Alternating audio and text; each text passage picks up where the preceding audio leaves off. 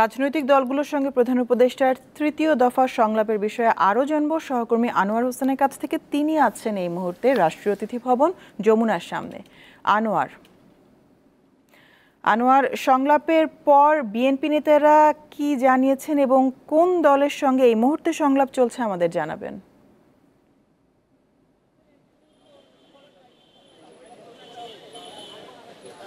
যদি আপনি কিন্তু খবরেই দেখাচ্ছিলেন বিএনপি মহাসচিব মির্জা ফখরুল ইসলাম আলমগীর তিনি যে বক্তব্য করেছেন সংলাপ শেষে সেটি আপনি জানাচ্ছিলেন। তো সেই সঙ্গে আপনাকে এখন বলতে চাই যে এখন যে অল্প কিছুক্ষণ আগেই অর্থাৎ অন্যান্য রাজনৈতিক দলের মধ্যে বিএনপির পরে জামায়াতে ইসলামীর সঙ্গে তাদের যে সংলাপ প্রধান উপদেষ্টার সেই সংলাপটা কিন্তু শেষ হয়েছে অল্প কিছুক্ষণ আগেই। জামায়াতের যে আমির তিনি সংবাদ মাধ্যমে কথা বলেছেন, একটু আগেই সাংবাদিকদের সঙ্গে তিনি কথা বলেছেন। তো তিনি যেটি জানিয়েছেন যে বিএনপির মতোই অনেকটা নির্বাচনকেও এই জামায়াতে ইসলামী গুরুত্ব দিয়েছে, নির্বাচনী রোডম্যাপ, সেই সঙ্গে সংস্কার। তবে মূল যে কথাটি জামায়াতের পক্ষ থেকে বলা হয়েছে সেটি হচ্ছে যে সংস্কারটি না হলে আসলে সুষ্ঠু সুন্দর নিরপেক্ষ নির্বাচন হবে না।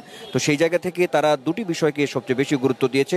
সেটি হচ্ছে যে সংস্কার, অর্থাৎ এই যে 6টি যে সংস্কার যে কমিশন গঠন থেকে শুরু করে নির্বাচনী ব্যবস্থার যে সংস্কারটি রয়েছে সেটি খুব বেশি জরুরি বলেই তারা মনে করছেন। এবং সেই সঙ্গে তারা মনে করছেন যে সংস্কারটি যদি মানে একদম পরিপূর্ণভাবে না হয় তাহলে একটি সুষ্ঠু নির্বাচন হয়তো সম্ভব নয়।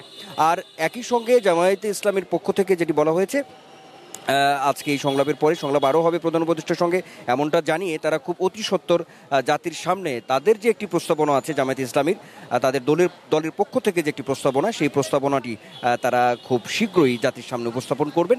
তো সেই জায়গায় আরও বিস্তারিতভাবে জামায়াতের পক্ষ থেকে যে বক্তব্য, সেই বক্তব্যগুলো আরও সুস্পষ্ট হবে, এমনটাই কিন্তু জামায়াতের আমির তিনি বলার চেষ্টা করেছেন। আর একই সঙ্গে বলতে চাই যে এরপরও পরবর্তীতে অর্থাৎ পর্যায়ক্রমে যে সংলাপগুলো আছে, তো সেই হিসেবে গণতন্ত্র মঞ্চ, সেই সঙ্গে বাম গণতান্ত্রিক জোট এবং এবি পার্টি সহ যে আরও অন্যান্য রাজনৈতিক দলগুলোর সঙ্গে যে বৈঠকের যে কার্যক্রম সেটি কিন্তু চলছে এখন পর্যন্ত প্রধান উপদেষ্টার সঙ্গে। আর একইভাবে গণতন্ত্র মঞ্চ বা অন্যান্য যারা জোট আছে তাদের যে প্রতিনিধি আছে তারা বের হলে আমরা হয়তো এই যে সংলাপ হচ্ছে রাজনৈতিক দলগুলোর সঙ্গে তৃতীয় দফায় প্রধান উপদেষ্টার সঙ্গে, সেটি হয়তো আমরা একের পর এক আপনার মাধ্যমে দর্শকদেরকে আমরা জানাতে পারবো। জ্যোতি। আনোয়ার, আপনাকে ধন্যবাদ। আপনার সাথে আবারও যুক্ত হব।